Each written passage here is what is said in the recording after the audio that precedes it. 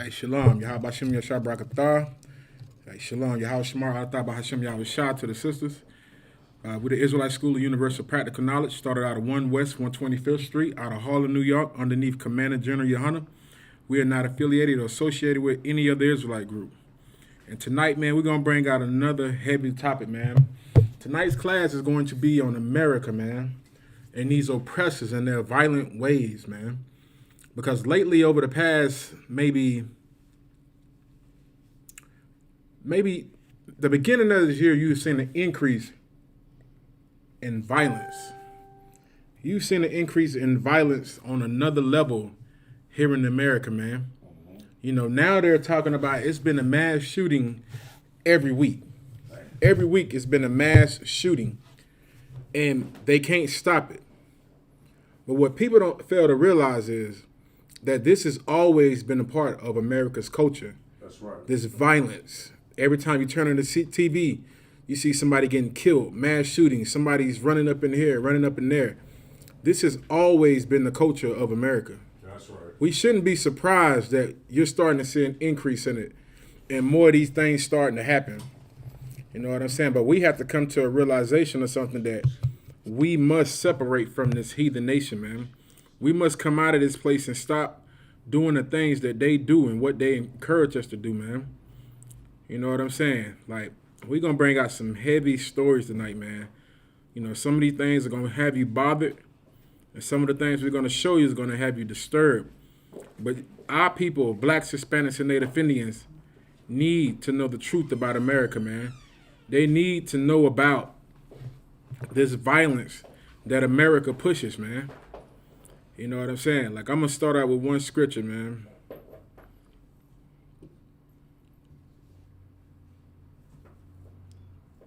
Let me get y'all one scripture, man.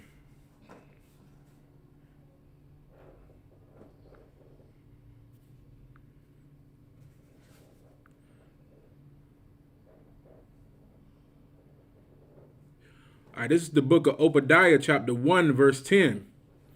And it says, "For thy violence against thy brother Jacob, shame shall cover thee." And that's what we're starting to see now with America, man. Not only are we starting to see the violence that America has pushed against blacks, Hispanics, and Native Indians, but the world is turning on their TVs and they're watching. They're seeing how violent and evil these people are, which oppress us here in America, man. You know what I'm saying? We're going to show y'all a video, man, of one of the most latest shootings that has occurred against one of our brothers, man, against another black, Hispanic, and Native Indian man. And what we have to understand is that this culture, that we are, these people that we are underneath, which are our oppressors, which are here in America, they are a violent nation of people.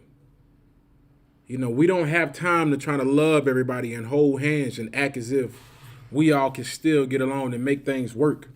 We have been trying it ever since we got out of slavery. We have been trying it since we have been in slavery. And look where it's got us at now, man. Still in 2021, you still are going to see things like this video we're about to show you right now, man. Get the new iPhone 12 on Spectrum Mobile's 5G, and boom, legit influencer.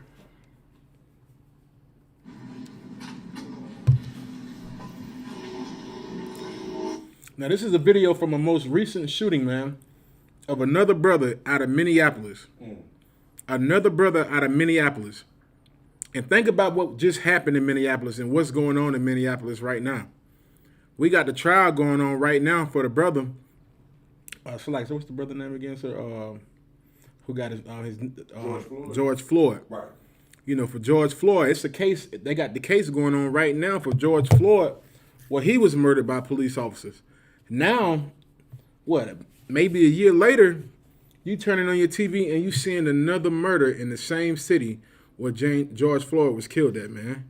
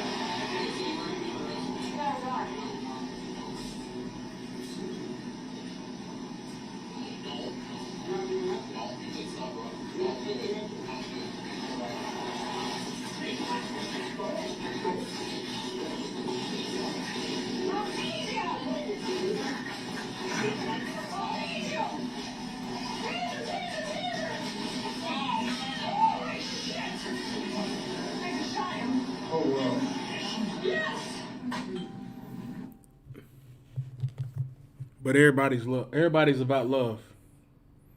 Everybody's about love. So if I could, real quick. Count on what kind, sir. So let me see what I'm seeing, because I didn't get a chance to really look into this one. Okay, so count. the cops pull in. So this is a brother sitting in the front seat of the car, right? Count on what kind, The sir. cops is trying to apprehend him. They're telling him to tase, but instead of tasing him, they shoot him. And so there's the car driving. So they basically try to drive off. Count on what The kind. brother ends up, I'm guessing, dying later on. Count on what kind. Damn, boy. He drives off and he ends up dying in the car crash. Yeah. And I'm gonna see, can I go back to it? So the testimony is to humanize and give a perspective about this man who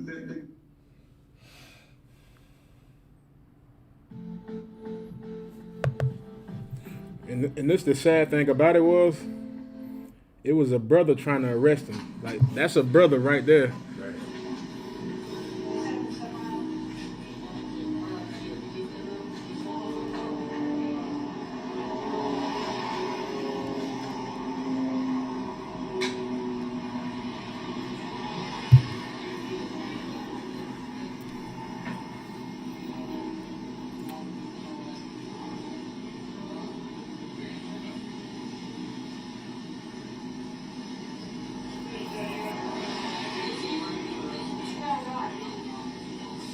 Is he northern or southern tribe? I think he's Southern. I think he's like mixed. I think his father's a Judite. He's just real light skinned. Tribe's a good way right there. Kind of kind. But he's trying to pull off. She said taser, but look what she has in her hand or whatever. Gun. She says taser. But that's clearly a Glock. That's a Glock. God damn. Look at the brother face. They just. The brother right there. He said he was in, like, you really can't see his face too much.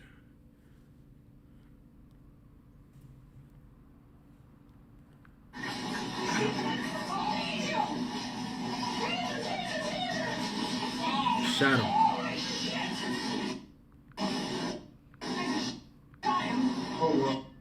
That's the brother right there. You see his face. He's just like, you what? You shot him. Even the Edomite cop, he's just like, what the? He's, Like that. good. It's like, if you don't mind me saying, man. Kind of what kind, sir? It's because that is blatant hatred. Like, they could sit there and say, oh, it was an accident, he was a rookie, or whatever they might want to try to pull up and say, or whatever. You understand? But in reality, man, like, they are so horrible. The police department is so horrible, right? That even with these new camera laws where they have to have cameras on them, they still murder us with their damn cameras on. Right. Which goes to show you what? That this is all normal. Like, this right here is police practice. Kind of what kind. The point was to murder him, man. Damn right. Like, this is not at all an accident. Right. He had a gun out when the lady was saying taser. She said it loud. The other police officer said, taser, taser, taser. Salagi, sir. Go ahead. It was the lady who shot him. And she was the one that shot him. She was the one who shot him, saying taser, taser, God taser. damn. And she didn't realize she didn't have a taser in her hand? No, she knew she didn't have a taser in her hand. Right. She knew she had a Glock in her hand, man. And it's crazy. Like, look at the presser. Even he's just like, damn. He's like, even the brother just has his mouth wide open. He's just like, why not just let him get away? Mm-hmm. Why murder him? And come to find out, the only thing the brother had was an outstanding warrant. Wasn't even nothing serious to where he don't murder somebody and kill somebody. The brother just didn't want to go to jail. That's it. That's like right. like all brothers and sisters. Who wants to go sit in Esau's prison? Who wants to go sit in prison? And so the brother did what a lot of brothers will do, try to get away. Because we are tired of being oppressed. And so this brother tried to get away, and this devil woman shot him. And the brother that tried to arrest him, you could tell the brother wasn't even going to try to fight with him. The brother was just going to let him go. Like, hey, just let him go. We'll catch him some other time. But she couldn't resist just shooting him, man. She couldn't resist, man.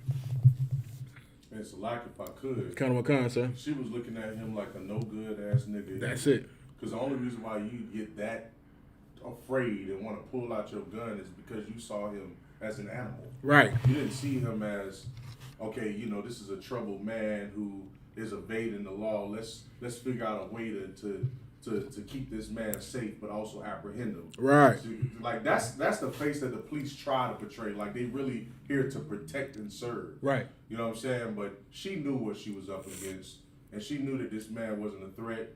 And it would have been more humane if it was actually a taser, but that's not the case, man. She really killed that brother, and she did that on purpose. Right. I mean, I don't care what the court try to say or with the nature of Esau, like she's an Edomite. Damn right. You know what I'm saying? And it's natural because they're so big of a deceiver. Like white people are, like the white man is a deceiver. That's why we call him the devil. Right. You understand? She knew when she did that she had a gun in her hand. Damn right. In her mind, she already knew what she wanted to do.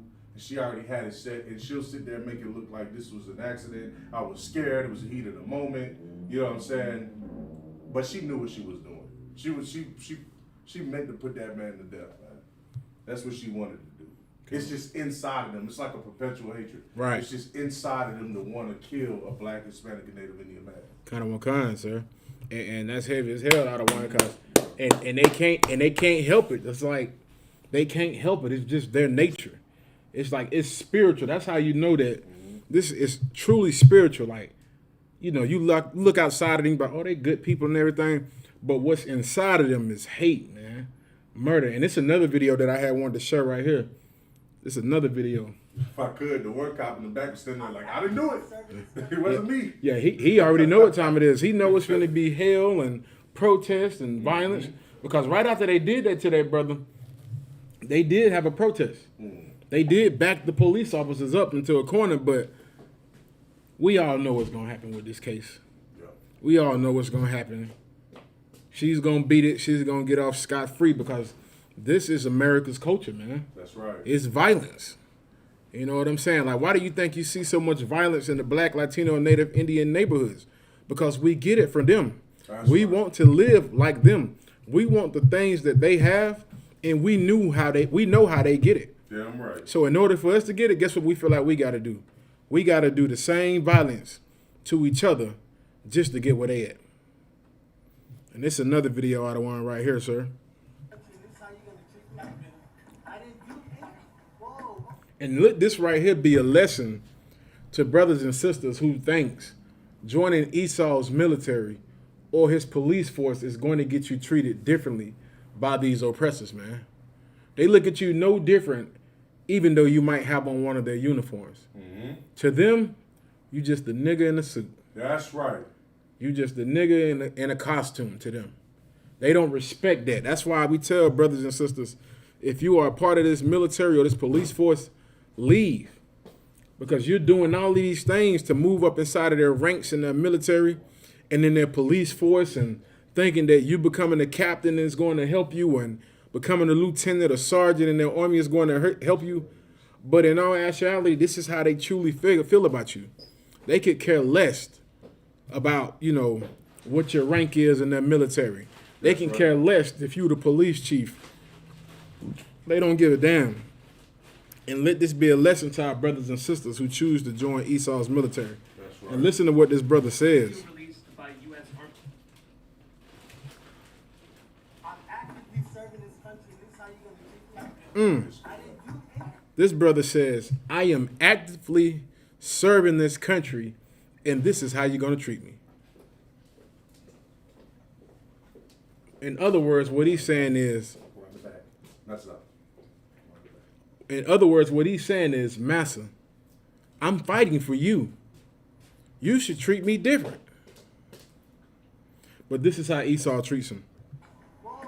Video released by U.S. Army Lieutenant Karen Nazario's attorney shows the moment the soldier in uniform was pepper sprayed in the face with his hands raised after a traffic stop turned violent in Virginia last December.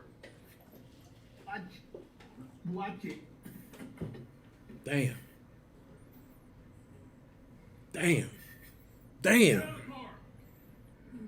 The suit, filed by Nazario in early April in the U.S. District Court of Norfolk against Windsor policeman Joe Gutierrez and Daniel Crocker, alleges violations to his constitutional rights and includes assault, illegal search, and illegal detention. What are you, a specialist? Corporal, what are you? I'm a lieutenant. Lieutenant, get out of the car! Nazario's attorney, Jonathan Arthur, said his client, who is black and Latino, was, quote, not resisting in any way, shape, or form. The lieutenant sent me his cell. So, like, so that is, they mace you and still want you to put your hands behind your back. Your eyes are burning. You in pain. Your eyes burning, nose burning, and they still want you to be put in handcuffs. This is how you would treat an animal who's loose and you're trying to catch him. That's right. When are we going to come to a realization is that this is how the oppressor truly feels about us? They don't look at you like a human being. They don't look at you like a man. They don't look at you like a woman. They don't look at you as a mother or a father or a brother or a sister. They look at you as if you are an animal. This is why this so-called lieutenant who's in the military serving was maced and put in handcuffs while his eyes are burning. They didn't even try to help the brother. They didn't even try to be like, okay, look, we see that you are, in uniform. You're a lieutenant. We thank you for serving our country. So, we're going to try to go about this the right way. They maced him in the face and then asked him, what are you, a lieutenant? What are you, a corporal? What are you? And he had to reply while his eyes were burning and say, I'm a lieutenant. And they still put him in handcuffs. Still put him in handcuffs. And what they got Veterans Day. When you coming home and you got your suit on, you walk inside the restaurant. Your food is free. We got you. They don't give a damn about none of that. They don't care about none of that. But like if I could, Kind of, sir. Man, this is so heavy, right? He hates that brother, man. He hated that man. I'm gonna tell you why. Because just like you said, he makes that brother right in the face and then asked him what his rank was in the U.S. military, right? Sheesh.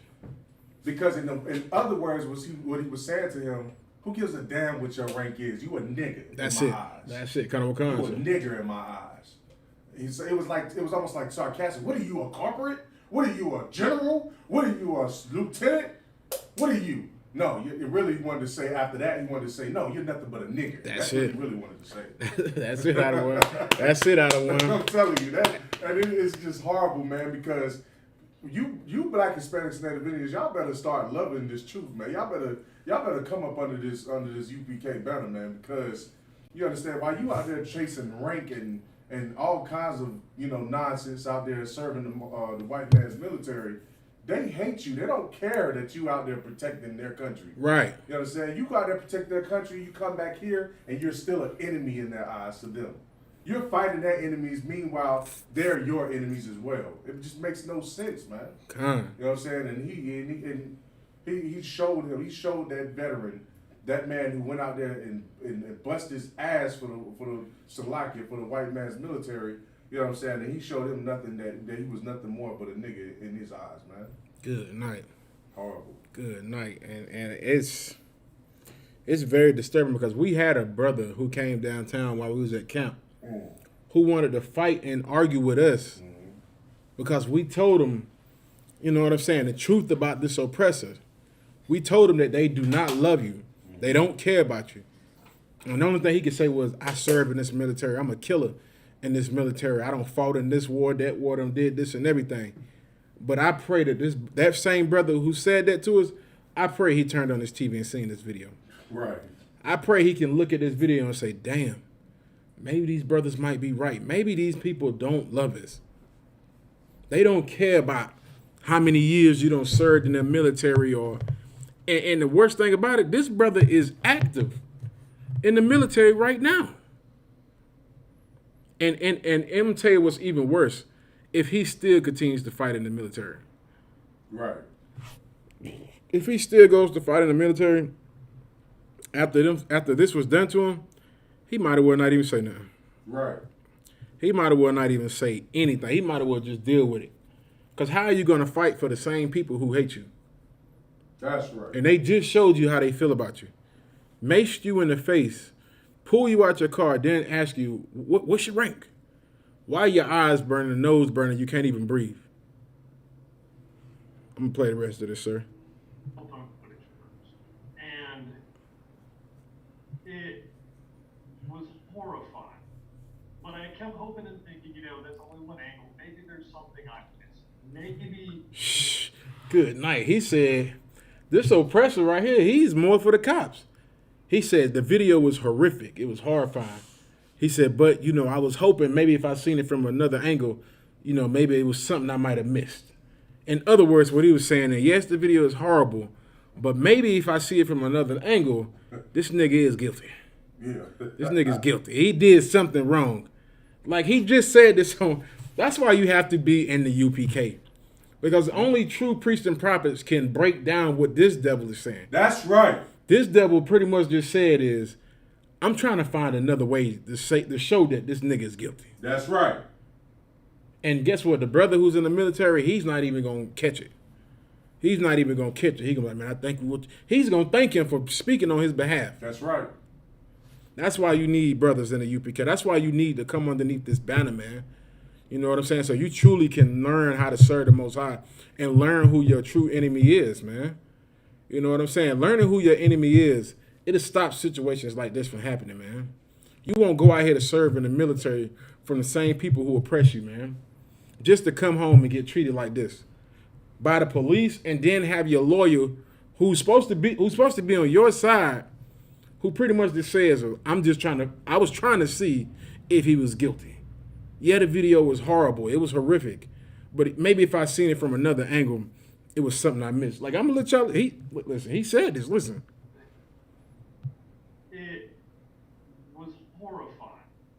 But I kept hoping and thinking, that's only one angle. Maybe there's something I missed. Salaki, if you could pause that.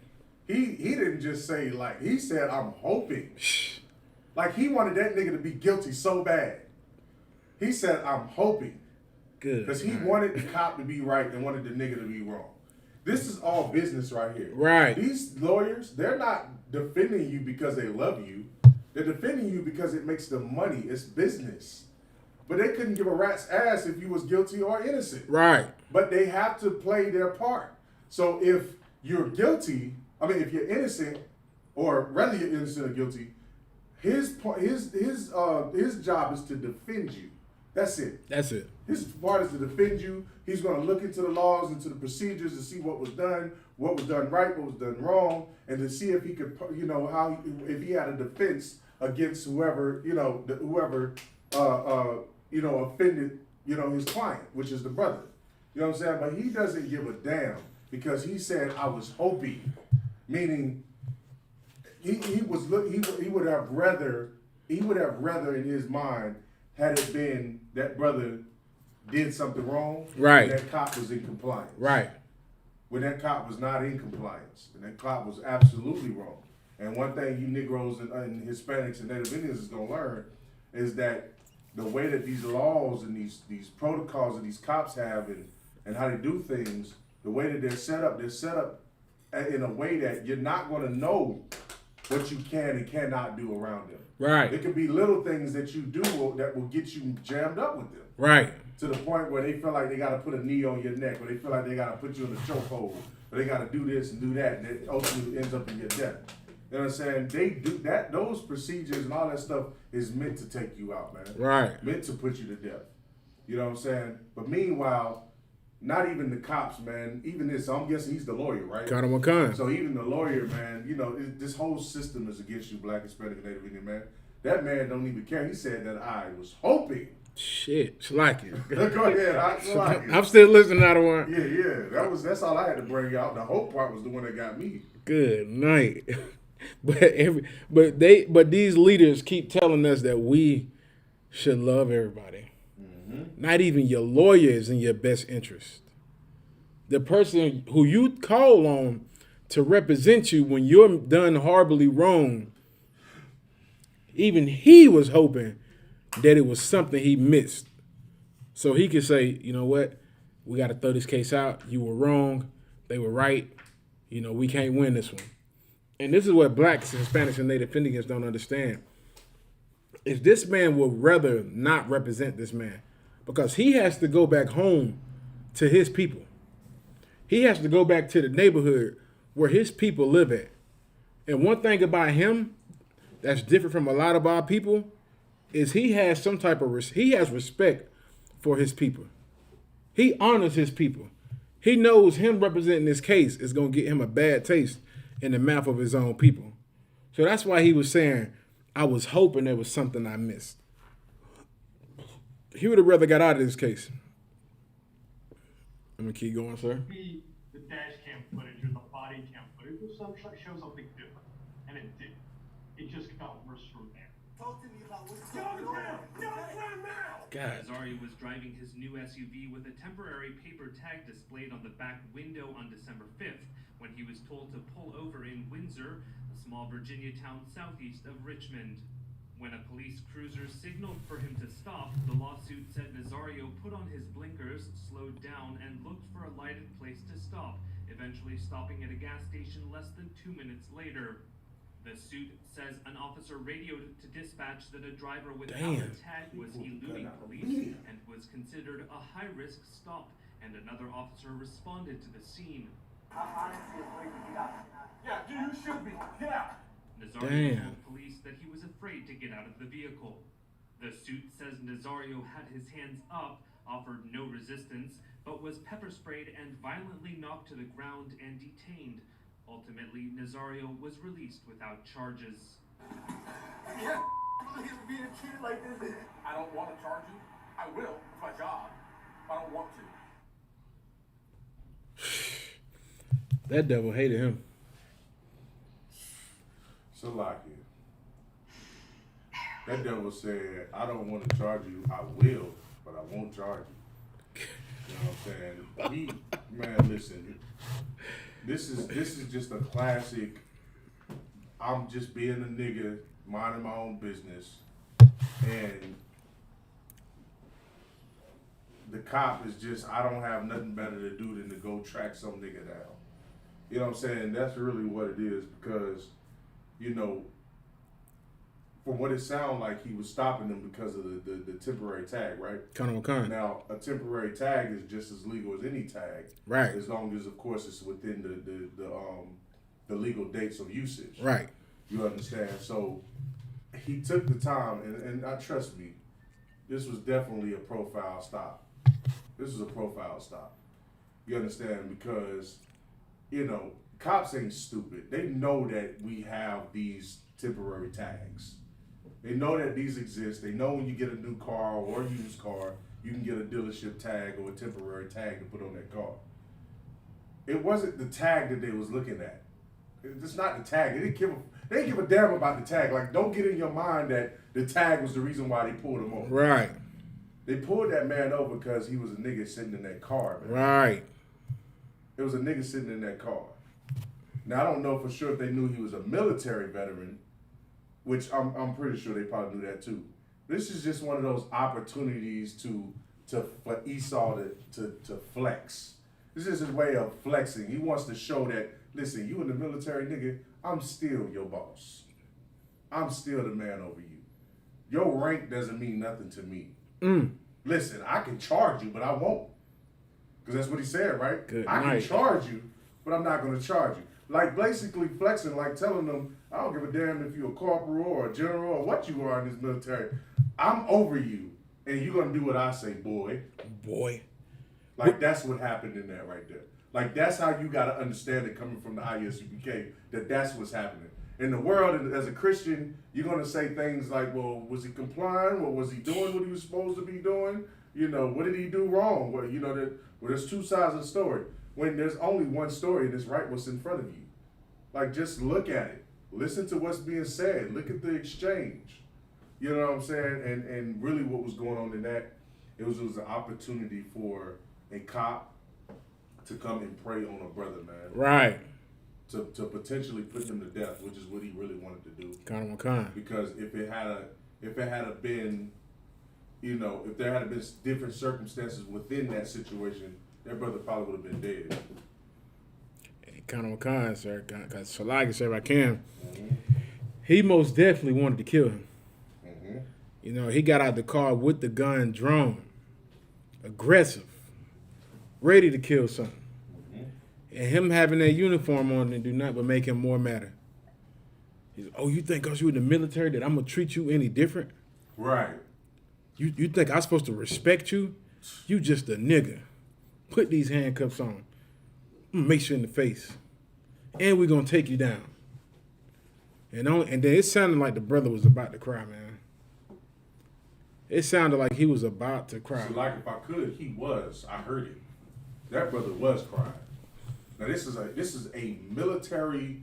This is a machine. This is a man who went in the military, learned how to shoot high-powered rifles, learned how to jump over high fences and crawl in the trenches. A man that's probably been overseas and had to shoot his gun a couple of times. Right. Had to kill a little bit.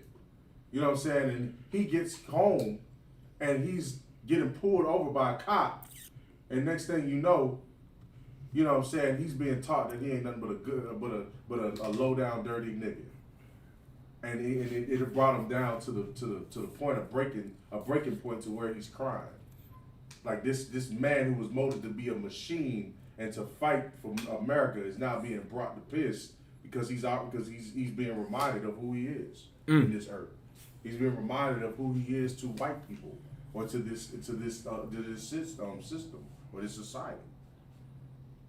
So like you said, that's the reason why he was crying, because it clicked in his mind that after everything that I'm done for this country, I'm still just a nigga. Damn right. I'm still a nigga. And it broke him. The military couldn't break him. Him growing across seas and fighting in the military for this devil didn't break him. Losing friends in the military didn't break him. A cop in a small town who maced him, that's what broke him. That's what took his courage and his dignity away from him, man. Some fat, bald-headed oppressor who couldn't last 10 minutes in the military. Gets you out your car and maces you and treats you like you're nothing. I'm going to get back to some scripture, sir. Good night, man. Like we said, man, let that be a lesson to our brothers and sisters, man. It's horrible that we have to learn this way, man. But, and it's another video. I got to see this video. I got to see, can I find this video for you? I don't want to. Our new scented oils give you our best smelling scents, now crafted with more natural ingredients and infused with essential oils that are 100% natural. Give us one plug and connect to nature. I gotta show this video.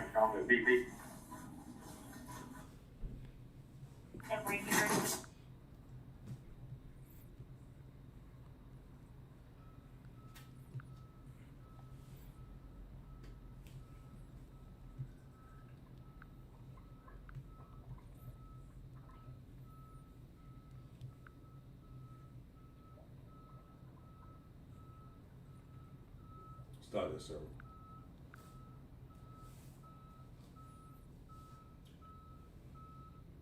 I think this is it right here.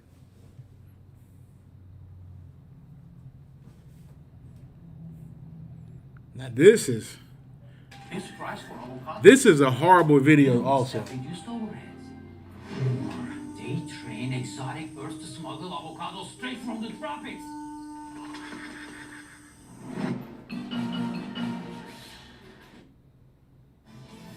New at 11, allegations of racism at a local daycare. An image appearing to show white students being fed first while black children wait to eat.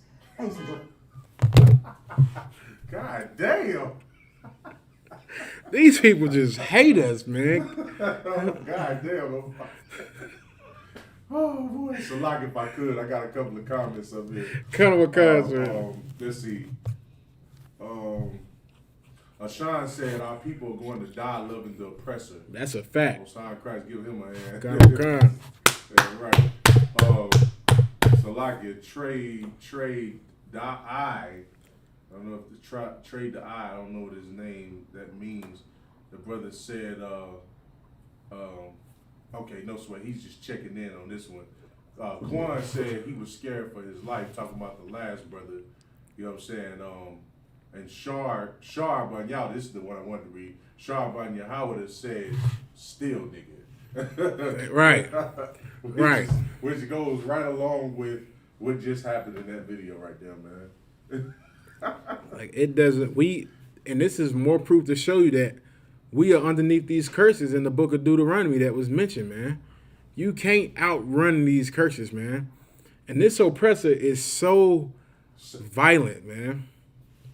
You know what I'm saying? And they have so much hatred towards us that not only do they oppress the men and the women in our people, they even take it as far as to oppress our children, man. Like, I'm going to start this back over from the beginning, man. Listen to what she's saying, man. New at 11, allegations of racism at a local daycare, an image appearing to show white students being fed first while black children wait to eat. And they say these are allegations, but the video is right here. You got to go to work. And, you know, these children that are in there, these Israelite babies that are in there, their parents are going to work. And that daycare worker, she hates you so much that they will starve your children out just because they hate you. But yet your Christian church wants you to tell you we all got to love each other and get along. But look at how they do our men, and look at how they do our children. They can't do nothing evil to you, so guess who they take it out on? Your damn children, man. Thanks for joining us. I'm Karen Greer. And I'm Rick Volbaum, and tonight the parent company is taking action, severing ties with the daycare amid the controversy. All of this happening at Kids Are Kids Learning Academy near downtown Roswell. CBS 46's Jamie Kennedy's live there tonight after speaking exclusively to the company president and a child's father. Jamie, what did you learn? Well, Karen, I was able to speak to all parties involved in this. Now, this has all happened in less than 24 hours for this daycare centre, which consequently from all of this has now been sent adrift from the franchise. Accusations of racism at a Roswell daycare explode online. They were skipping all of the black kids, it seemed like. A family says they saw it happen while checking in on their 2-year-old through a video live stream for the Kids Are Kids Roswell location. All the white kids got their lunch and all the black kids had to wait. So the stunned family took a Good screenshot. night. From the videos and the pictures that we saw today, I mean, we are just completely disturbed. And went straight to the daycare to confront the staff. Mom went and picked them up immediately. And the director said, I'm not really sure because I'm not in the classroom. She said, maybe it's a dietary thing. The family doesn't buy that. They shared the story and snapshot online. Ignite. A dietary thing? So like, if I could, a dietary thing meaning, I guess, black people eat certain foods and white people eat certain foods, I guess. I guess they don't eat the same type of food. I don't know, man. You niggas babies eat a little too much, and so you know what, we gonna just put y'all on a diet and let these precious white kids eat, and y'all gonna eat afterwards. And that like, can you imagine what that does to a child that age? Having to sit there and watch all these other children eat while you and other kids who look like you don't even have a plate. Y'all look at each other and y'all babies, so y'all don't even really understand. You know what I'm saying? Y'all sitting there looking at each other and thank the Most High for allowing these parents to see this video. Because if they would have never seen this video, this would have continued to go on, man. Is this what really goes on in these daycares we take our children to? Starving our children, beating on our kids, doing all of these horrible things? This is what goes on in these daycares, man. That's why you can't even trust nobody to watch your kids, man. Right. You can't take your kids to these daycares, man, because the people that are there in there watching them, you think that they, you know, got some type of love for children. They are in there starving your kids out, man. Making your kids wait to eat while all the other white kids eat. But we gotta love everybody. A social media firestorm. I wish that everybody would be able to see the So I video could in make its a point real entirety. quick because I don't want nobody to miss this. What kind, sir? But do you see how surprised that brother sounded while he was explaining that? That brother said you know, it looked as if, you know, they were serving the white kids, and they wasn't serving the black kids, they were serving the white kids first. And he said he was just kind of shocked. It was the way he was saying it was like he just was like unaware that this type of thing could happen. And that's the problem with our people, man. The problem with our people is you don't know that you're hated in this place. Right. You don't realize it. And when something horribly racist happens to you, you understand, then you begin to start feeling like, well, why is America doing this to us? Why is this? Why? What? I don't get it. I don't understand it. Why do they treat our black kids like this? When this place was built on racism. Damn right. Did you not forget that we were the slaves that built this empire? Right. Do you forget that they beat us and they raped our women and raped our children? You know what I'm saying? And sent our children to different areas and took them, ripped them out of our hands and used them for gator bait and used to throw them up in the sky and shoot them, use them for target practice? Do you not see how horribly racist this place is? Did you not think that something like this could still happen? Why do we put so much faith in this place that has been hating us for 400 and something years? Right. You know what I'm saying? And he was sitting there and he was just like, it just looked to me, it just was wrong. I was like, I don't know why this is, and in my mind, I'm like, when does this not happen? You obviously seeing brothers out here getting shot in the street for being black. Right. So why didn't you think that this could happen to your children right here in this daycare? Or you thought racism was only for a certain age group of niggas? Good night. No.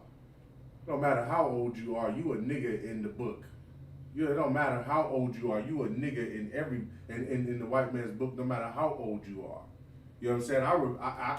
I recall a lot of movies that I've seen and a lot of history where an 80-something-year-old man could have been driving in his car and get pulled over by the cop, and guess what he was still to that white cop? Boy. Where you going, boy? 80-something years old, you still a boy. 70, 60 years old, you grown-ass man, you still being called a boy. Good night. You know what I'm saying? Like, y'all don't understand, man. It's enough of this acting, oblivious to this racism. Enough of that. You know what I'm saying? Like that right there is destroying us. It's time to really acknowledge this racism and stop trying to love it. Like, here's the thing, and what's so crazy about it, but I ain't trying to take a No lie, you too out, sir. But it's just it's like a lot of this stuff right here is hitting me, and I'm just getting more and more. But here's another thing, right? What he doesn't know is that there was a time period where being separate was good. Right, damn right. Like before Martin Luther King, before the whole I Have a Dream movement, the whole, marching and on, and all of that stuff started taking place, black people could sit in a daycare or in a restaurant or in a school that belonged to us, a pharmacy, a doctor's office, and not have to worry about who the hell gets food first. Right. Because it was our people, and whoever got food first was still, we was all the same race. Damn right. It wasn't no big deal. But you into yourself, you marched to be part of the so-called white society, and you pressured them, and you fought, and you took getting bit on the ankles by the German shepherds, and you took the water hose, all just so you could sit up inside of an establishment that still shows you racism anyway. Good night. What was the point? What the hell was the point? There was no point in doing that. What you should have done is you should have kept your businesses. Right. You should have kept your businesses, your clinics, your daycares, your schools, your barbershops, all the things that we used to have. We should have kept those things. Damn right. And now, right now, we're sitting here complaining today and crying. Why won't they accept us? Why won't they let us be part of them? Why is it that we have to suffer this racism in their society? Because it's their society. That's it, kind of one and kind. you're trying to enter yourself into something that does not belong to you. Right. Separate and be part of your own culture. Damn right. The culture that was given to you by our king, by our God. You know what I'm saying? Like, black people, we loving our oppressors too much, and that's our problem. And he's, like him, Abon, that dude right there, he stood out more to me. Because of the way he was just more or less in the story, just because of how he was wording what he was wording. I'm sitting there thinking, why does it matter to him? Right. You know, black people, you gotta ask yourself why does it bother you so much that white people treat you that way when you could absolutely do something about it? And all you gotta do is separate. That's it. I'm just saying. All you gotta do is just, you know, go start your own daycare. You know, Black, Hispanic, and Native Indian only daycare. You could do that. Damn right. You know, but you know, we too busy trying to, you know, put policies in place so that we could, you know, so that we could go ahead and join ourselves to them when the Lord told us to stop doing that anyway. Right. So you know. God, so I'm gonna play the rest of this for us. So like We are just completely disturbed. And went straight to the daycare to confront the staff. Mom went and picked him up immediately. And the director said, I'm not really sure because I'm not in the classroom. She said maybe it's a dietary thing. The family doesn't buy that. They shared the story and snapshot online, igniting a social media firestorm. I wish that everybody would be able to see the video in its entirety first and not just the snapshot. David Vincent says he's viewed the entire video. Wow. Another devil. Like, come on, what are the odds of us showing two videos with two different oppressors who still try to defend the actions of their people, man? He said, I wish people would have seen the whole video and not the snapshot. Then you had the other devil from the other video who says, I looked at the video from another angle, hoping there was something I missed. It's like, even though they do us dirty, they still look out for each other and look for ways to take care of each other and make sure, you know, they're not the ones who are truly guilty. You know, at the end of everything, they always want it to be our fault. They always look for little loopholes and ways to get out of situations where the finger can be pointed at them. They still want to take their finger and be like, no. It's you. It's your fault. This is your problem. So you want to say anything? No, that. I mean, what you're saying is heavy, man. That's a heavy point, and it's like you can't win Black, Hispanic, Native Indian, man. Right. It's like the only true way of fighting this and winning this battle is you must separate, because you don't understand that what you're fighting for is to be part of a world that doesn't accept you. Why are you trying to? And then here's the worst part about it. You're fighting to be in a world that hates you, but you're partaking in the world that hates you, and you're dying in that world that hates you. Right. That doesn't even want you to be there. But it's because of, like, Jenna Yohana said something one time, so real. Jenna Yohana said that Black people are the most loving people on the earth. Kind of what kind? Black, Hispanic, Native Indian people are the biggest lovers in this earth. Right. And the reason why that's true is because we are the only nation that goes so hard to love and forgive our enemies when they're beating us right upside the damn head, man. Getting beat up right upside the head. Rodney King said, can't we all just get along? After he got beat by how many cops? He got clubbed and knocked out by many cops, got beat almost damn near to death. And this man said, can we all get along? Good night. Good. Come on, man. Like, y'all better understand that you're hated in this earth. And that's all the brother trying to bring out. That's all he's saying. You know, he's showing you these videos not for his own good, but for you to understand who your oppressor is. That's good night. Colonel Wakan, sir. And that's, and I'm going to bring out some articles too, Ottawa. You know what I'm saying? I'm going to bring out some more stuff also, man. You know what I'm saying? I'm going to bring out another scripture to let our people know, man, like, even though these Christians want you to tell, want to tell you that, like, you can obviously tell that this brother is a good Christian. Right. He's a good Christian. You know what I'm saying? Like, what he doesn't understand is the Most High is going to put judgment on these people, man. That's right. It's no matter what you can do, no matter what you try to say, there is a punishment for these people, man. Damn right. You know what I'm saying? I'm gonna get another scripture, sir. That's the why, sir. Yeah, don't sweat. I got you. What is it? Psalms 55 and 21. Psalms 55 and 21. Give me a second.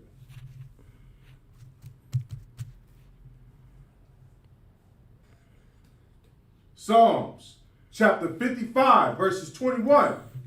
The words of his mouth were smoother than butter. And that's what these, just like this devil right here, just like the other devil we seen who was the lawyer to the brother who got maced, they speak smooth words, man. Smooth words. You know, the devil on the last video said, I seen the video. It was horrible. It was horrific. But I was hoping if I watched it from another angle, there was something else that I might have missed. This devil says, I wish people would have took time to watch the whole video instead of just seeing the screenshot that they took of. God damn, like look, the kids don't have food. What do we need to watch the rest of the video for? Okay, wait 5 minutes, 10 minutes. Okay, now they get their plates. See, I told you, everybody ate. Like, what the? Like, y'all don't understand who we're dealing with, man. Y'all do not understand the. Oh, snap. Someone just came through what they said. Oh, man, I thought they were saying Charles Barkley had passed away, but he just turned down the job. Oh. You got to use UPK keep up with all the news. Right, we own it. We own it. We own it. But it's like they always want to speak smooth words to us. That's right. You know what I'm saying? They always want to make it seem like it's our fault. And this devil right here is speaking smoothly, man. That's right. Con, you got it, sir. But war was in his heart. That's what's truly in their heart, man. That's what's truly in their heart. They speaking, it sounds so peaceful, you know, smooth words. This is the perfect scripture for that devil who was the lawyer for their brother. Mm-hmm. Speaking smooth words. Mm-hmm. You know, I seen the video. It was very horrific. You know, I seen the video. It was very horrific. But I watched it. I was hoping that I could watch it from another angle, and there was something I missed. Like, he's like, okay, you know, the video was horrific. All right, okay, cool. But I know it's something I did. I know the nigga did something wrong. He did something wrong. God. The nigga had a blade. Oh, he didn't have a blade? No, he didn't have any weapons. The nigga had some weed. No, he passed the sobriety test. That paper tag. That's what it was. It's something I missed. I'm hoping it's something I missed. And then you got this video with this double saying, if we would have just watched the whole video, you know, you would have got to see the truth. Come on, It's man. like, if I could, the part where he said, this was a horrible thing that happened, that was just to butter y'all up, man. It was just to make y'all think that he had a sense of compassion, Right, for the situation. When in reality, he don't give a damn how horrible it is. He has to say that. Could you imagine if he didn't say it, how horrible his career would be? Like how people would view him? You know what I'm saying? Like, he has to lie. And that's why the scripture was just such a perfect precept you pulled out. Kind of kind, sir. I'm gonna see what else this devil has. I'm gonna finish it, sir. Kind of kind, so like it, sir. Yeah, those man, I got you. But war was in his heart. His words were softer than oil, yet were they drawn with the swords. That's what they want to do. They want to kill you, man. And it's no different than that police officer who pulled their brother out of there. You know what I'm saying? I could charge you. But I'm not gonna charge you. He's like, oh man, okay, that's good, you know. He just maced me. But now, you know, he's being nice to me. So maybe I should just let bygones be bygones. You know what I'm saying? Everything should be okay now. He might have maced me, but it's okay. You know, we good now. I'm going to play the rest of this video out of one. His company issued the family an apology and says they will use... That maybe it's a dietary thing. The family doesn't buy that. They shared the story and snapshot online, igniting a social media firestorm. I wish that everybody would be able to see the video in its entirety first and not just the snapshot. David Vincent says he's viewed the entire video in question. His company issued the family an apology and says they will use the incident as a training tool. We wanted to make sure that... Goddamn. Again, smooth words. He just said that he wished everybody would have watched the video, but then he apologizes. What are you apologizing for if you knew that a lady didn't do nothing wrong? That's right. And then he has the audacity to say, we're going to use this as a training tool. Come on, man. They going to use this. Come on, sir. They going to use this as a training tool on how to teach white folks how not to treat the animals of this kingdom. That's right. You got to feed the animals too, y'all. You know, I know you don't want to feed the little Negro, but you got to feed him. Give him a biscuit or something. Come on, man. And these people speak smooth words, man, but war is in their hearts, man. Like, all of this is just war that they would love to rage out against blacks, Hispanics, and Native Indians, man. They would love no more than to just kill you and step on your children's heads, man. They would love to take it back to the 1700s and just do God knows what they want to you. I appreciate this. You know what I'm saying? And I'm gonna pull an article on this disgusting.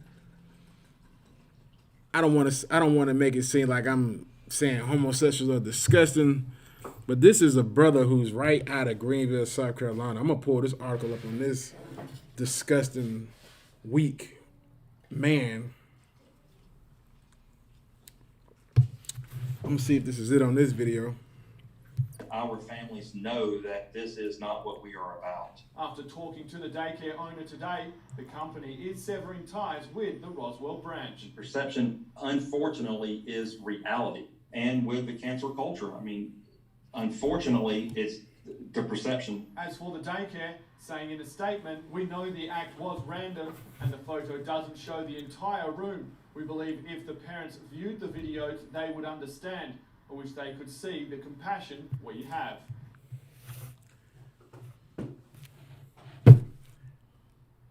It's like if I could. Kind of concern. All of it is just straight damage control. You know, he don't care. All that stuff. This is what happens when their business is about to be ruined. They got to come out and they got to give some explanation. You know what I'm saying? But the fact of the matter is, you know what I'm saying, it happened. You know, there's nothing that he could say that's going to change the perspective of those who've seen it. And then what's so insulting, like you said, Bond, what's so insulting is that he's saying watch the entire video. Good night. Like you all we gotta see is a picture of these kids being fed, but these kids not being fed. And it's like, what other explanation can you give? If we watch the video, what are we gonna see? Somebody serving the white kids and then later on serving the black kids? Like, I'm not understanding. You could have came up with a better explanation. Like, maybe the black kids had already ate and they was getting a second serving. Right. You know, something. Come up with something better than that. Like, that's just so Esau, man. And so, like, sir, if I could, Adawan, even if we watched the whole video, like you said, Adawan, there were Israelite children sitting at the table with Esau's children.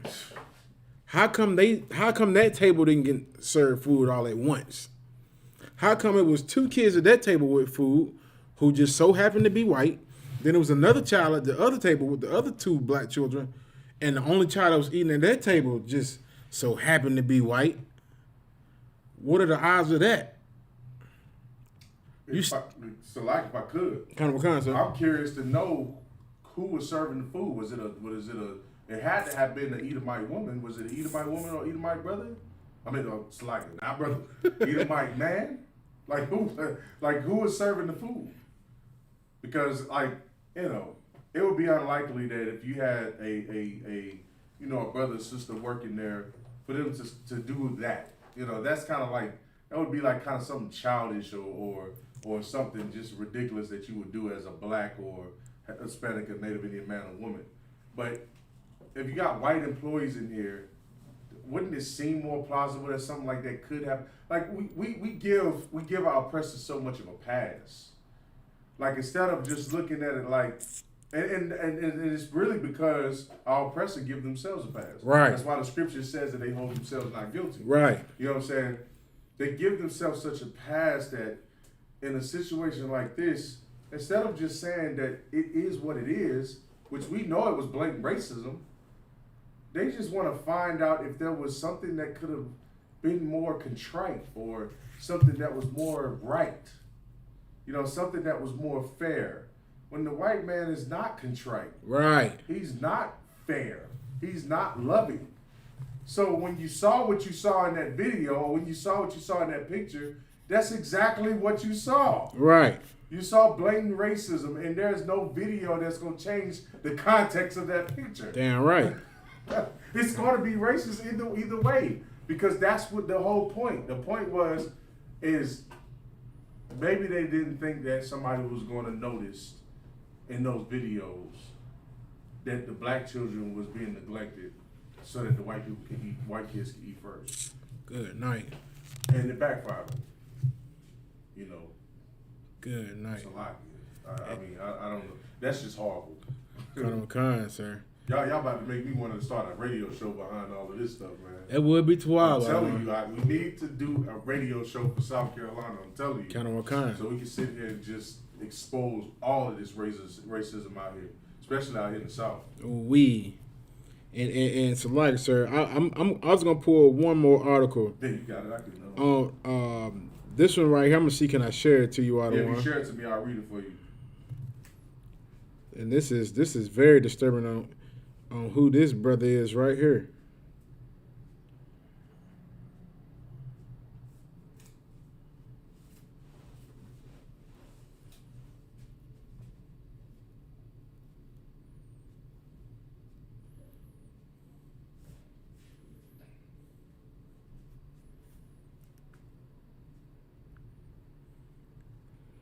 Because when you see who this brother is, I don't want you, I'm like, good night.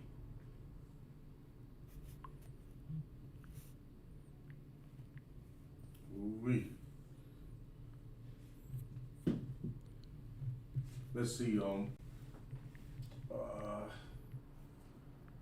Quan said, like Jay-Z said, still nigga, you know what I'm saying, Mosiah Christ on there.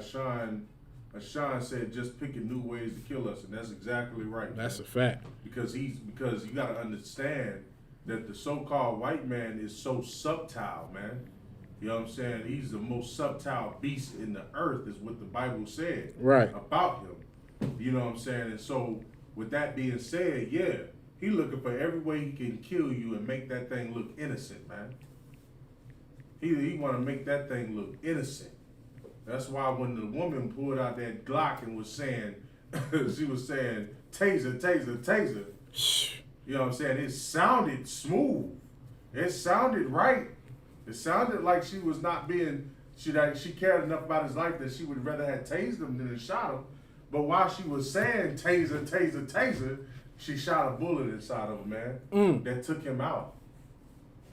That's why the scripture says, words are smoother than smoother than butter, but war is in their heart. There was war in that woman's heart, man. Damn right. It was war in her heart. The brother said, they want us to forever be in hell while they are in paradise. Quan said they want us to forever be in hell while they're in paradise, and he's absolutely correct as well. Right, kind. Officer Shaw says, right, lawyers be the same way. Attorney always looking out for the judge in the world and what's best for the community. And that's correct as well, man. We gotta understand that this society that we live in, you know what I'm saying, this society that we live in is the laws are set up to destroy us and oppress us. Like, you know, our people are always seeking for this country or for this society to protect and love us when it's not made for that. Right. You know what I'm saying? You don't even know that you're supposed to go to war in this place. It's a spiritual battle. Right. That's why the scriptures say the weapons of our warfare is not carnal. It ain't about going out here and shooting anybody or fighting anybody with the sword. It's about fighting our so-called enemy. You know what I'm saying? By you know, not falling victim to his society and his customs. So like, you got it. Kind. So I had sent you that article, other one. Let me pull it up real quick. You sent it a text message? Oh, I see. I got you. All right, let's get it. All right. We. Activist calls for Greenville to enact resolution condemning groups that seek to divide community, incite hatred. Groups. Greenville, South Carolina, for Fox Carolina, activist Bruce Wilson of Black Lives Matter and Fighting Injustice Together held a news conference on Tuesday to call for Greenville City Council to introduce and pass a resolution. Salaki, give me 1 second. Hold on 1 second. Kind of what kind, sir?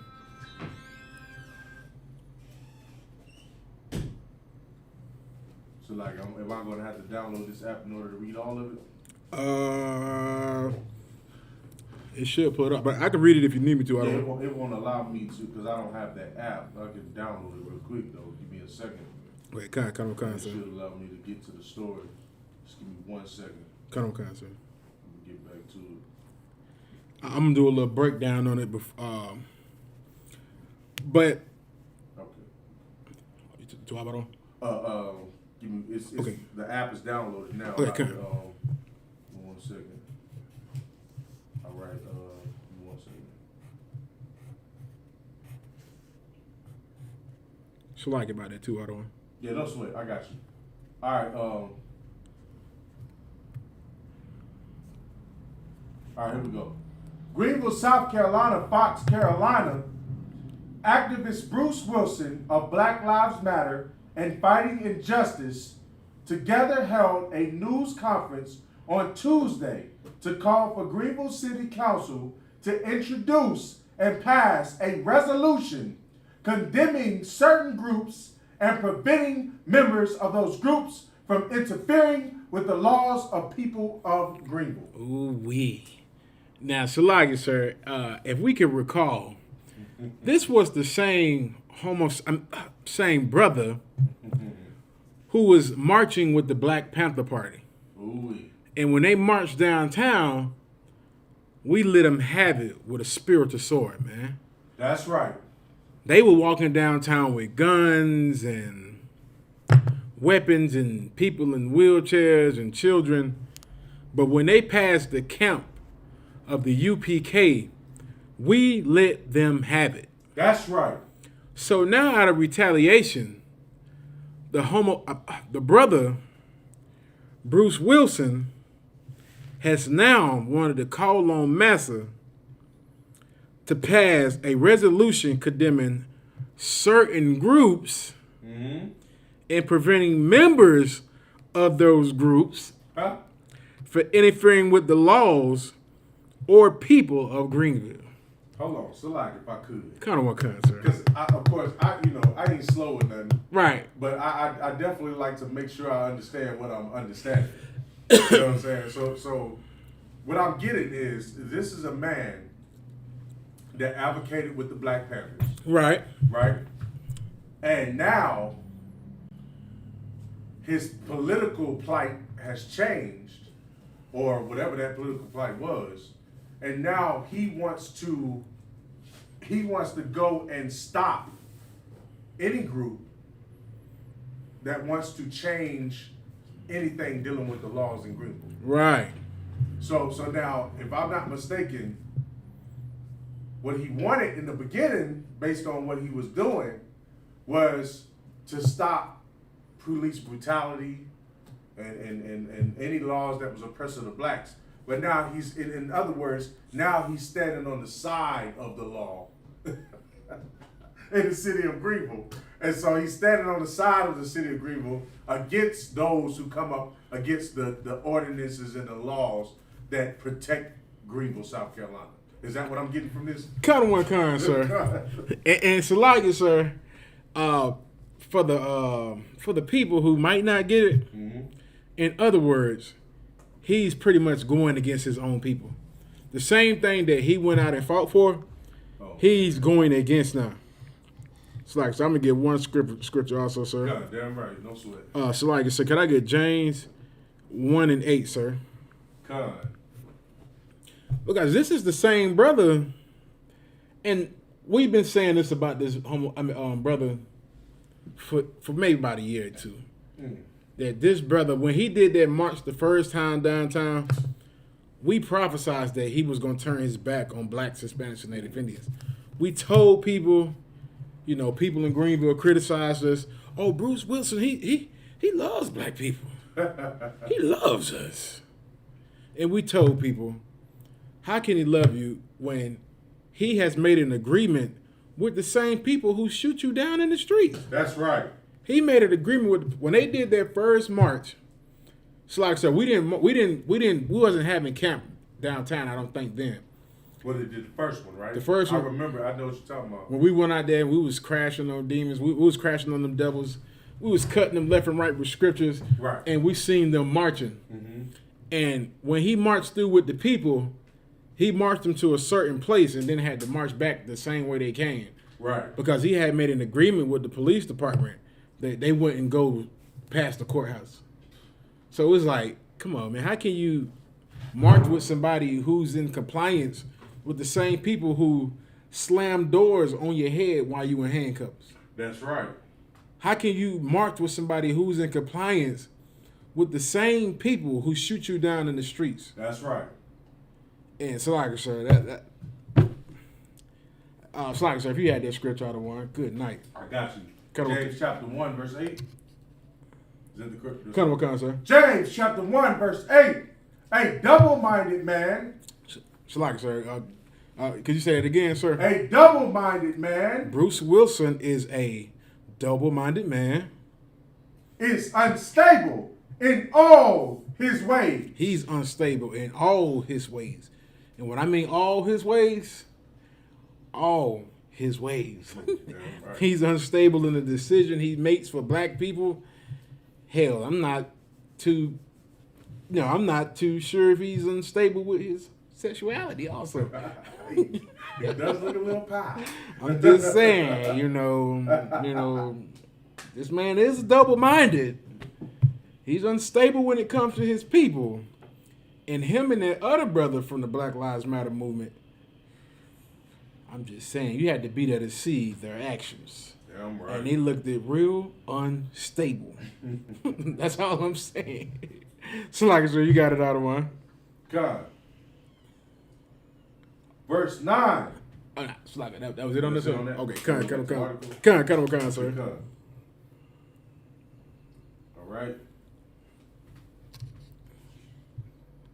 Specifically, Wilson wants the resolution to call out white nationalists, white supremacists, neo-Nazis, and any other hate groups and individuals whose ideologies are based on hate, violence, discord, and intolerance, according to a draft of his proposed resolution. God damn. He had to throw the white nationalists out there first. But what people don't understand, Bruce Willis is in the bed with Greenville County councilmen. That's right. He's in the bed with them. Black people are going to learn the hard way about this brother. You're going to learn the hard way about this from this brother. Because he's naming things that black people want to hear. White nationalists, okay, cool. White supremacists, I'm with it. Neo-Nazis. And then he goes on to say any other hate groups. Because guess who they also try to label a hate group? The ISUPK. This brother right here is an informant. I pray we see him in public because we are going to mop the floor with him. Damn right. You know, we ain't going to put no hands on him, but we are going to let him know that we know you are a coon. We know that you are in the bed with these oppressors. And your whole thing is to knock us off of that street corner because what we do throws a fork in the middle of the road of your plot. You know, he doesn't give a damn about black people. He's just doing this so he can get himself boosted up in politicians. He wants that money. He doesn't give a damn about black people. I spoke to Bruce Wilson when I was in the world. And I told him, I was like, hey, listen, you know, I work for a company, you know, if we can come together with some funds, I can get us 300 pizzas and we can pass them out to the hood. You know, he said, I'm going to get back to you on it. and never heard anything from him. Never heard anything from him. It's like if I could. Kind of what comes, sir. Because he don't give a damn about niggas. Damn right, sir. That's not why he's doing any of this. Damn right, sir. Because he's getting paid under the table to be the political influence that Greenville County needs black people to be influenced by. If he's out there advocating, and this is the part that y'all might be missing, man, and the bond just said it. He said it right and clear for you. This ain't even really an attack on white nationalists. This ain't even really like, it is, but it's an attack on the ISUPK. Damn right, sir. You understand? Because he coming out there, so-called Black Panther and all of this garbage, man, and they marching up and down the streets with the AR-15s and the AKs and whatever. And of course, you know, they ain't gonna never be able to stand, and they ain't gonna never be as masculine and strong and have the spirit of Christ the way the ISUPK does. Damn right. Damn right. Manager Hunter got some soldiers out here. Goddamn right. You know what I'm saying? I don't know what the hell he thinking, but anyways, you know what I'm saying? This is all about him being in bed with our oppressor, man. Damn right, I don't want. Because this is really what this is about. He is nothing different from Martin Luther King, man. He is nothing different from the whole, I want to bring everybody together and make everybody one melting pot, and all the kids gonna love each, you know, all the white kids and the black kids gonna. This is nothing but the dream of Martin Luther King all over again. Right. You look at this nigga. I'm looking at the picture of this nigga, and I'm like, he's just one of them bald-headed ass. Can't I trust like it from my language. Bald-headed ass Uncle Tom, Steve Harvey looking Negroes. Right. You know what I'm saying? And you can just look at him and just tell he don't give a damn about black people. What he cares about is being able to have sex with white women and being able to be an open homosexual whenever he wants to become one. Whenever he comes out and become one. Slack, sir. Go ahead. Not so much white women, but white men. Yeah, come. That's even more. Salakia, sir. Because that's really what that's about. Kind of what cuz, sir. Salakia, sir. Yeah, no sweat. And that's really what it's about, man. That man has no desire in, because anytime you in the conversation about what we can do for all people, now you don't even care about black people. Right. Because all people ain't suffering. All people ain't going through hell. They ain't going through the opioid or the crack epidemic. They're not going through the roach-infested. All people are not going through the roach-infested apartments. All people are not going through the murder in the streets by the cops. All people are not dying by AIDS. All people are not aborting their babies by the millions every year. Right. That's happening with black, Hispanics, and Native Indians. So when you start hearing a nigga talk about all people, black, Hispanic, Native Indian man, that nigga hates you. He hates you. You know what I'm saying? And that is this guy right here. That's this man right here. Salakia, sir. Go ahead, Salakia. You have to read the next article. Oh God, I'm about to read it. It is disgusting, sir. Verse. Oh, no, Salakia, sir. It's the article. The article. Salakia. It's just gonna make you cringe out of one, because when I read it, I damn near cracked my teeth. So the resolution, okay, got you. Resolution condemning any groups and individuals who seek to divide our community. What? And our community. Good night. And incite hatred. I'm like this, sir. When I read that, I was like, whose community is he talking about? What community? He didn't specify what community he's talking about. What community are we dividing? Because last time I checked, Greenville is a divided community. Damn right. If you go downtown, if you go to Cherrydale right now, there is a neighborhood called City Heights. It is the ghetto. Mm-hmm. And I love it. Because our people are down there. Even though we are destroyed in there, I love it because you get to see our people. But we are in so much poverty in this neighborhood in City Heights that it's horrible. That's right. But if you leave out of City Heights, there's a gas station right around the corner from it called Spinks. Right. From Spinks, you can look right across the road and you will see mansions. I'm talking about mansions. I'm talking about $1 million homes. $1 million homes.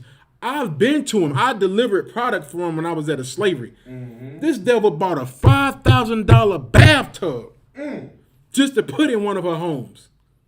A $5,000 cast iron bathtub.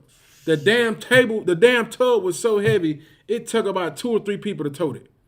And she paid, and I seen the price tag on it when they bought it. And they said, we cut her a deal. I said, God damn. Yeah, we cut her a deal. It was more than that. God damn. I was in there like, I'm a po nigga. I said, I come from Jesse Jackson Townhomes where you and the roaches hang out together. Yeah. They eat what you eat. You eating your food, they eating with you. They got a bib on and everything. Yeah, y'all grow together. They never be your cousin. That's my cousin right there. Like, don't step on him. We have been through a lot. Let him live. Roach lives matters, goddammit. Goddamn, you know what I'm saying? And this fool right here, Bruce Wilson, has the nerve and audacity to say, resolutions condemning any groups and individuals who seek to divide our community. Oh, man. Come on, man. That is a direct, blatant target attack against the ISUPK. It is. Because he's seen us out the outer one. He knows who we are. He looked at us when he was marching by. He seen us and he was like, "Oh shit." Man, so like if I could, man. Kind of what kind, sir? It's no surprise that the ISUPK is the most radical organization in this earth. Damn right. And we're the most radical organization right here in South Carolina. Damn right. We are the ones that go out there on Saturdays and we say what we say openly on a mic. Right. You know what I'm saying? The white nationalists, the KKK, you know, they come out every now and then, every blue moon, and they walk up the streets and they say what they say, do what they do or whatever. But we're the only ones who you have to deal with damn near every goddamn Saturday. Ooh, so we know you're talking about us. We know this is about us. Damn this right. ain't about nobody goddamn else, man. Damn right. This is about the ISUPK under Commander General Yohana, man. So get used to it, man. You black, Hispanics, and Native Indians better learn that you under attack. And these niggas right here, these Negroes, these sellout Negroes, because that's a whole breed of Negro right there. It's one thing when you a Negro that's just lost in the world and don't have a clue what is and what ain't. But these Negroes be knowing what we know. They know the truth. You know what I'm saying? They know what really is going on this earth. But because they're so invested in the money and they such whores in this society. Right. And they love this society so much, they don't give a damn about the truth, man. Damn right. What they give a damn about is their image and their money, man, their pockets. And at your expense, you gotta die and be poor and live in the projects under roaches, and you have to die in the damn street so that some bald-headed nigga can go around and run his mouth about what needs to be done in this city against us, man, who are trying to teach you how to get off of drugs, who are trying to get you to stop aborting our babies, who are trying to stop all the whoredom in our neighborhoods, man. Right. You know what I'm saying? Like, he don't care about that. Good night. Damn right. He don't give a damn about that, man. Damn right. This nigga does not care. And Bruce Wilson, we pray that this gets out to you. But when we see you in the streets, we are going to deal with you correctly. We're going to deal with you the way how we have been taught here in the UPK. We're going to call you out, and we're going to let you know that we already know that you're trying to plot against us, man. Damn right. This ain't nothing new. Commander General Yohana has been going through this for years, man. For years. People trying to come against us and stand against the ISUPK. But we got one thing from you, man. You cannot stop what the Lord has authorized, man. You can't stop the UPK, man. We're going to come in that street corner every Saturday. We're going to blaze on you. Next time y'all have a protest, we're going to blaze on you. We're going to be at any of your events where you try to speak at. We're going to be there, and we're going to speak. So like I said, if I could I get Proverbs chapter 4, verse 16? Because this is a perfect scripture for brothers such as Bruce Wilson. Proverbs chapter 4, verse 16. For they sleep not, except they have done mischief, and their sleep is taken away unless they cause some to fall. So like I said, I think I got the wrong one. That's what.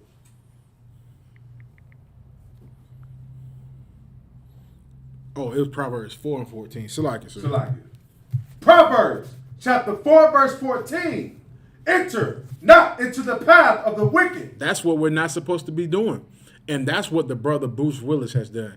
Even though he's a sellout, he's a coon, he's half a homosexual, he's Uncle Tom, he's all of it. But he's still a brother. Mm-hmm. And what he's not supposed to be doing is entering to the path of the wicked. Because this thing that he's trying to push for, they're going to try and push it. They're going to try to push it because he's complying with these devils, man. But what he doesn't understand is he's entering into the path of the wicked, man. You're following right in the same footsteps as what they're trying to do. They have been trying to bring down the ISUPK for years, man. They know about us. You don't think Greenville County councilmen know about the ISUPK? You don't think they get on the internet and watch our videos? You don't think they remember the time where the UPK went inside of the town hall meeting and spoke against what the police were doing to them? Officer Dawada, Salaki Sir, Officer Dawada, we was with him.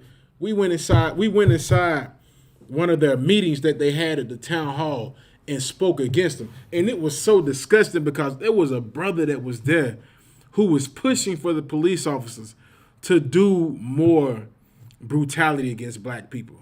In other words, he was like, we should have more police officers in the ghettos. We're trying to bring down the crime rate. And I was just like, we was all just looking at each other like, nigga, you want the police officers in our neighborhoods? You want them to brutalize us? We just seen a video earlier this year where the police officer had the brother in handcuffs and slammed his head into the police officer. The police officer opened the door and slammed his head into it. And so, like, if I could, Kind of one kind, sir. It's so heavy that what you saying because these sellout coons, man. You black Hispanics and Native Indians better learn who they are, man. You understand? Because his solution was for our oppressor to rule over us and to oppress us when we are destroyed as a people, man. When in reality, what he should have been advocating for us is to be able to police our own neighborhood. Damn right, we sir. police ourselves with these laws, statutes, and commandments. You will see a significant change in the crime rate amongst black Hispanics and Native Indians. Damn right. But when you involve our oppressor, who is our enemy, what the hell you think he's gonna do? He's gonna bring drugs into our neighborhood, man. Right. He's gonna arrest us on false charges. Right. You know what I'm saying? He's gonna do things that are gonna cause us to go and commit crimes. We're gonna be so oppressed that selling drugs is the only thing we can think to do. Right. To survive. You know what I'm saying? So it's so horrible that anybody would advocate. And give it up for Salak, if I could. Give it up for Officer Dawada, man. Yeah, right. Excellent brother out here in South Carolina. Damn right. You know what I'm saying? And he's out there in San Antonio about to raise up the dead out there and about to make a mighty camp out there in San Antonio. Damn you know right. What I'm saying? But he went out there with a couple of brothers, him and Officer Aban Kara, and they went out there, man, and they set the record straight in Colombia and let them know, like, yo, we gotta bring the truth to the people, to these people that you call criminals, that you hate so much. You know what I'm saying? We trying to bring the truth to them. We ain't trying to destroy them. We ain't trying to bring oppression to them, man. We ain't trying to bring hatred to them. But these coons, you better understand. These people like this man, this Bruce, what's his last name? Bruce Wilson, sir. Wilson. Ooh, wee. Damn, they call him Bruce Willis. I call him the Black Bruce Willis. The Black Bruce Willis, man. BBW. Black Bruce Willis. You understand? BBW. Bruce Willis. Black Bruce Willis. This Bruce Wilson, man, this is a traditional, classic coon, man. A man who wants nothing more but to appease the so-called white man, right, and fill his pockets at the expense of the rape, rob, and murdering of his own people, man. He is this modern-day Sadducees and Pharisees, man, who were hypocrites and who hated God, really. Right. Because even though they were following some laws, they were not following all the laws, but they were persecuting those who didn't follow all the laws, man, or who wasn't following the laws. and they treated Christ like garbage. Treated him like garbage when he followed the laws perfectly. And this man, Bruce Wilson, sees that we are here and we are really advocating for black people. And he hates us so much because to him, it doesn't include white people inside Right. of it, in which he's right. It doesn't. Right. Because the Lord told us to separate. Damn right. And we go on with what the Lord says, not what Esau says. Damn right. And because we're not including all people into this body, man, because in our speeches we're not including everybody into this body, now he's an enemy of ours. Because really he wants to be able to have sex with white women. Really he wants to be able to have sex with white men. Really he wants to be able to go to parties with white people, sip tea with white people, have cookouts with white people. That's what he wants. Right. And that's the reason why he can't have no niggas from the hood sitting on the street talking about how to fix black people. He can't stand that. Nah, he wants a society where we all going to be together. We going to all love each other. When God hates that, man. Damn right. God hates it. God only wants us to love ourselves. Right. Meaning our people. Right? He's not looking for us to be trying to love all nations. Because all the other nations have taught us to do drugs and sell drugs to our own people and murder and rape and rob and be pedophiles. That's all learned behavior that we got from our enemies. And so-called Uncle Tom's like Bruce Wilson is trying to bring us and conjoin us to those societies, man. To that society that approves that. So like. It's like, sir, you goddamn right out one. Damn right. And so like I said, what that brother Bruce Wilson, what he wants is he wants to be that man who come on, sir. He wants to be that man who Massa calls on whenever there's a problem dealing with the black people. He and Bruce Wilson knows. It's like I got some more of it too. I don't want. Bruce Wilson knows that, you know, we are destroyed in this country, in this place, you know, in America. But he wants to feel obligated to be the man who represents black people. And this is what he doesn't understand. These white folks don't respect him. That's right. They don't respect him. They got more respect for us than they do for him. That's right. Because one thing that they sit behind closed doors and say behind his back is, if I was them, I would do the same thing. If I was getting destroyed the way they are, I would do the same thing. That's right. But they love Bruce Wilson. They love him because he's such a good boy. Because when they call on him, they can smack him on top of his bald head and be like, go get the niggas now, boy. Yes, sir. Eyes will get him. That's what he wants. Like, do you... It's like, so I'm going to get another verse, Lamentations 4:17, to tie into this.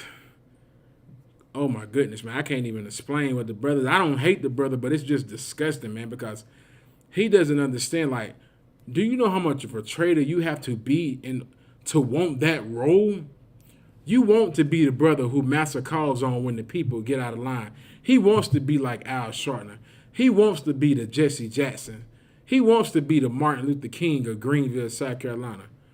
You know what I'm saying? He wants a statue with a bald head made of him so people can be like, Bruce Wilson, he stood for something. The Christian church loves Bruce Wilson. They love him. They hate the UPK. They hate us. That's right. They hate them po niggas on them street corners every day. They hate us with a passion. But they don't have the courage to walk up to us and say something to us. Bruce Wilson seen us on that street corner, and he didn't take not one time to march up to us and say something. He didn't take one time to step up to us and be like, hey, y'all brothers need to stop doing what you're doing, because he knew we would mop the floor with him. He knew we would call him on his rhetoric bull crap.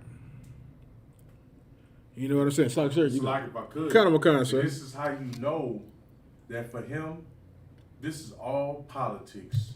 This is all money.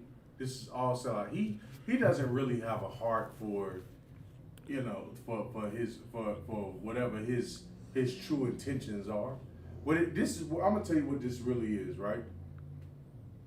What this really is if he didn't come up to us and he wouldn't say nothing to us about what we teaching, it's because he was afraid of what his image was gonna look like if we did cut him, man. Right. If we cut him and we had it on camera, he don't want that on camera. Right. He don't want it to go out that the ISUPK, you know what I'm saying, put him in his place. Damn right. About how to deal with black Hispanics and everything. And best believe it was going to happen. If he had came to us, if he wasn't so cowardly, and he came and stepped before the prophets of the Lord, the priests and the prophets of the Lord, he would have got a lesson that would have been that he would have not been able to forget. You know what I'm saying? And he didn't want it because he knew that there was a possibility that he was going to stand before us and he was going to get slaughtered in the scriptures. Damn right. He was going to get slaughtered in his morale to the point where what could he do next after getting slaughtered like that? Ooh-wee. How could he even go out there and say anything or speak on anything after it being seen that he's wrong and we're right? Like, too many people would have saw it and been like, well, damn. You know, them brothers right there, they right. And he just sound like another Martin Luther King. And another Martin Luther King, it just ain't good for us right now. Because black people are going to see. Black people are tired today, man. Right. Black people today ain't, listen. You can already see it, Abon. If I'm wrong, then let me know. But it's starting to seem, and I could be wrong, that this generation is now starting to begin to kind of see what the ISUPK has been saying since '69. Kind of one kind, sir. It sounds like more of the spirit and the soldiers are starting to kind of grow a little bit inside of brothers and sisters now. Right. So he's his whole plight right now, man, is to rock y'all back to sleep, man. Because if he rocks y'all back to sleep, that's gonna make him so much of a good and a good servant to the white man, and the white man is gonna love him and thank you, little nigger, for going out there and misleading all the other niggers. Thank you. And he's just gonna be like, yeah, master, I'll do whatever he needs me to do as long as you take care of me. Give me the nice little shiny coat. Give me the nice coat, and I'll be all right. I remember when I did the Slack, if I could, on the sidetrack. I remember when I did the lecture, right? Kind of kind. And the lecture was about the revolutions, black revolutions in the South, and I remember there was a piece of the article that I had brought out about how it was easy to get a brother, especially if he was a so-called house Negro, to be or do certain things for the master, as long as he knew he was going to get gifts from the master. As long as he knew he would get that hand-me-down jacket that the master used to wear. Damn. The jacket or the pants or the shoes. Because, the slaves wore raggedy, garbage. But the slave master had nice, sewed up, real nice garments made out of leather and nice linen and expensive material. You know what I'm saying? The slaves, they pretty much were either half naked or wearing sackcloth. Right. But if you was a good slave and you played that violin real good, played that violin real good, and you told on all of the slaves, whenever they did something wrong, then you got a nice little shiny coat, man. Good. With some color in it. You finally got something that make you look like something. That's what Bruce Wilson is, man. He got him a shiny little coat.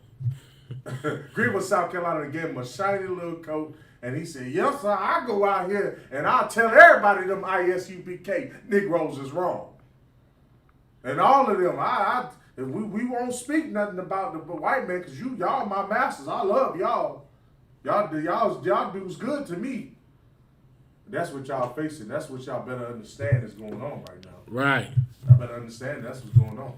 Y'all sitting there thinking that this is just, I don't know what you think it is, but I'm telling you, man, You even got enemies within your own nation.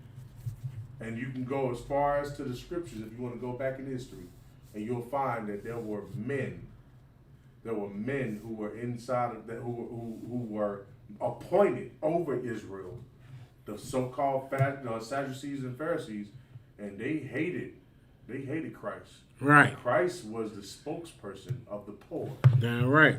He was the man who loved the poor and went out there and taught the poor, and while the Pharisees and the Sadducees persecuted them for not knowing the law instead of helping them. And that's Bruce Wilson. Right. Bruce Wilson is a Pharisee and Sadducee, and he despises the poor. He doesn't give a damn about how horrible your life is in the projects, or how horrible that drug life is, or how horrible anything is. You know why he doesn't care about that? He doesn't care about that because it's not him. Right. What he wants is what the white society has. What you want is for better situation or better conditions for black people. But what he wants is his money. So like, good I'm night. gonna leave it alone. I'm killing you about that. Like I say, that's the wild about the one. I'm just gonna pull Lamentations 4 and 17. So yeah, Lamentations 4 and 17. As for us, our eyes as had yet failed for our vain help. And like I don't want to say it, like I don't want to just say it. He said, Bruce Wilson just want the shiny coat, you know. But all of that is just vain. It means nothing. And so, like I said, what you were saying was so heavy. I don't want because, like you said, they always got the house Negro to be the person to be the representation for black folks that who gonna tell on everybody, and they give them a coat and all of this and these various things. And that brother who was that house Negro, he only did that because he wanted to get that respect Massa was getting. That's right. That's all he wanted. He thought, if I go out here and be a good boy, my people gonna respect me and Massa gonna love me. I'm gonna get both worlds. I'm gonna get the respect from my people and Massa gonna love me. That's right. And Massa gonna love me. And this is the only thing that's going to happen to those Negroes who think Massa is going to love him, sir.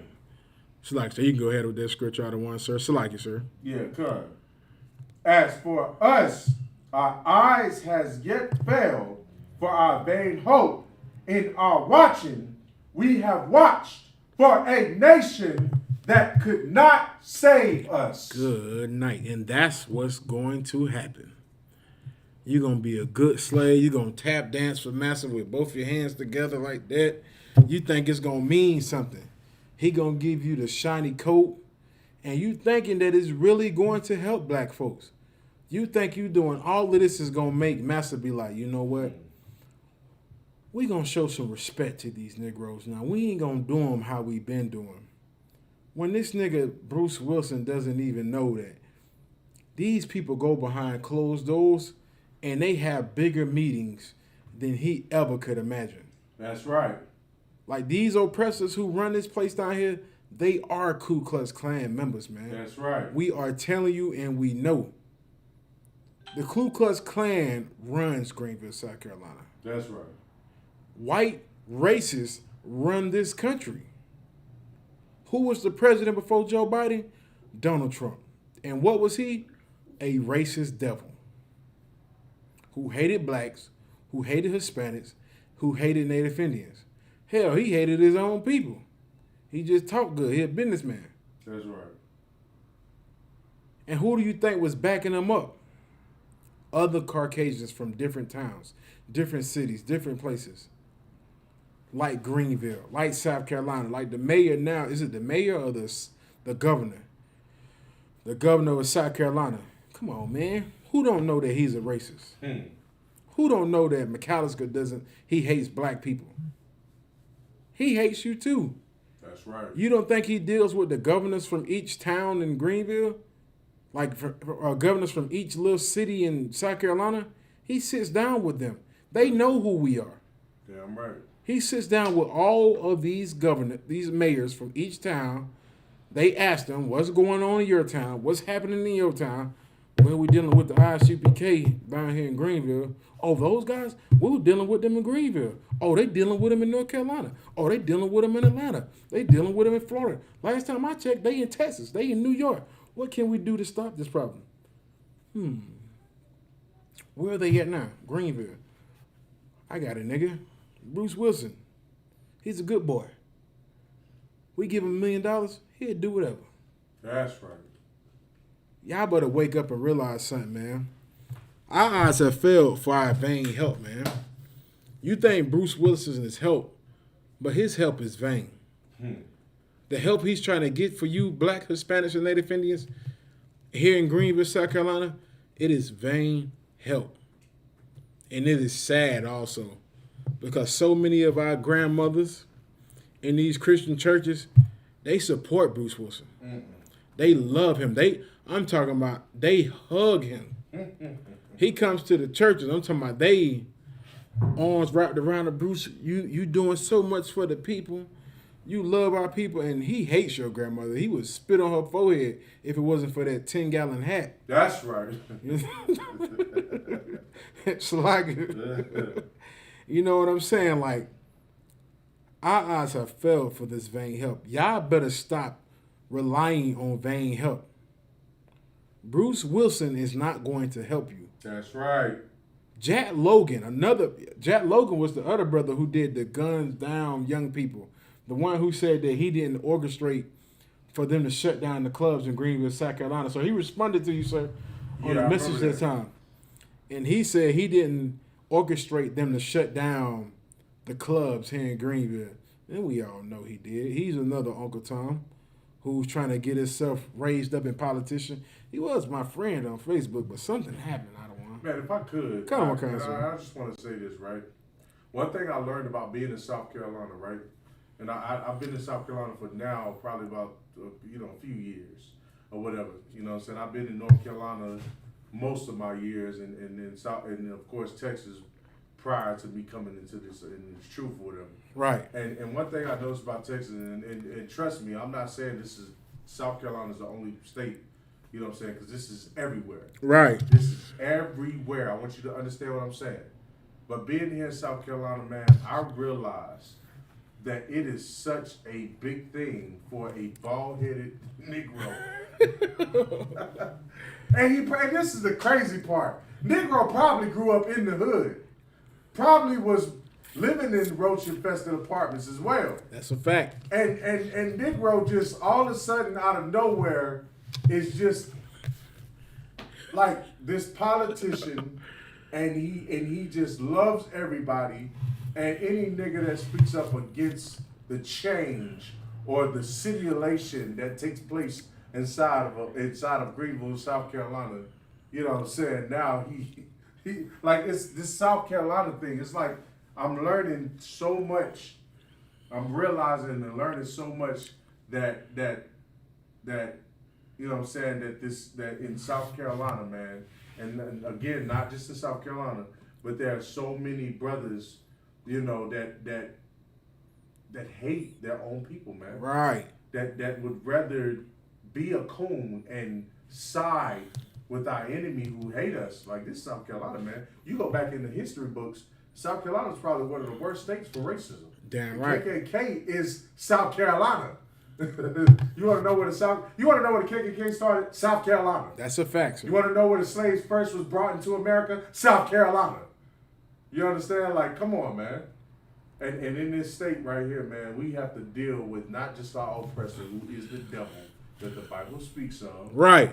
But we also got to deal with even our own people who have joined and made an allegiance with our enemy to destroy us, man. Select, sir, if I could. Another thing people don't know, Jesse Jackson is from Greenville, South Carolina. He's from... There you go. I lived in a neighborhood that was named after this brother. It was a neighborhood called Jesse Jackson Townhomes.